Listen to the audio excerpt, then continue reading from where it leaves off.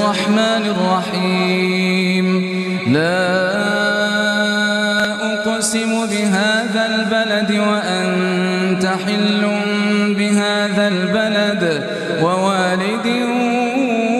وما ولد لقد خلقنا الإنسان في كبد أيحسب أن لن يقدر عليه أحد يقول أهلكت مالا لبدا أيحسب أن لم يره أحد ألم نجعل له عينين ولسانا وشفتين وهديناه النجدين فلاقتحم العقبة وما أدراك ما العقبة فك رقبة أو إطعام في يوم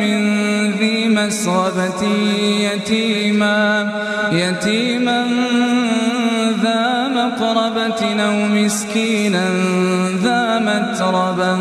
ثم كان من الذين آمنوا وتواصوا بالصبر وتواصوا بالمرحمة أولئك أصحاب الميمنة